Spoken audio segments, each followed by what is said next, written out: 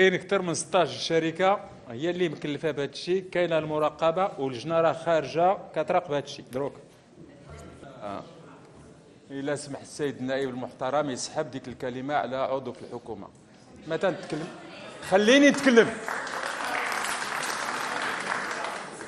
ما تنعتوش الافراد هنايا، ما تنعتوش الافراد، لا علاقه بالافراد.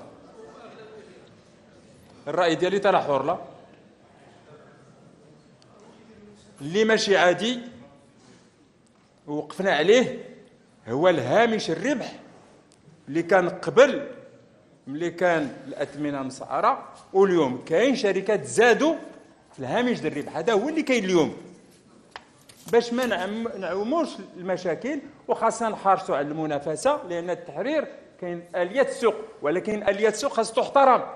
اذا كاين اشكاليات في هذا الشيء وحنا كنحاولوا نعالجوا. مرات تجربه دروك راه يلاه مرات تجربه د عام عاود شويه، كانت 5 شهور تقريبا الحكومه كانت عاطله. اذا اليوم تنديروا التقييم باش نشوفوا اشنو غادي نعملوا ان شاء الله في المستقبل، باش المواطن ما يكونش تيأدي كلفه التحرير. حنا كنسهروا على القدره الشرائيه ديال المواطن. هادشي ما خاصش يكون فيه ظلم، وما خاصش الشركات، كاين شركات اللي ضاعفت الارباح ديالها في سنه واحده، ماشي طبيعي.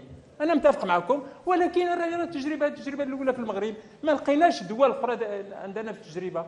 اذا بغيتوا في اول وهله تكون كلشي مقاد، لا خاصنا نجي عندكم اللجنه نناقشوا ونشوفوا الحلول الملائمه لهذا الشيء بكل هدوء، بلا غوات بلا حتى شي حاجه.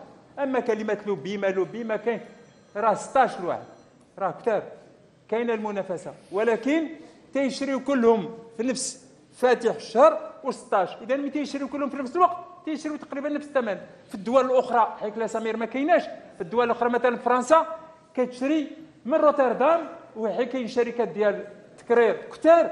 المشكل ديالنا هو لا سمير خاص تخرج للوجود، ولا سمير ماشي الحكومه اللي مسؤوله عليها. بعدا هاد الاسئله خاص الانسان يعرف الموضوع باش يتكلم فيه. راه كاين انسان ديك اللي مكلف به، ماشي هاد اللي تنخلطوا شعبان مع رب دار، واقع انا في رب دار. شكرا.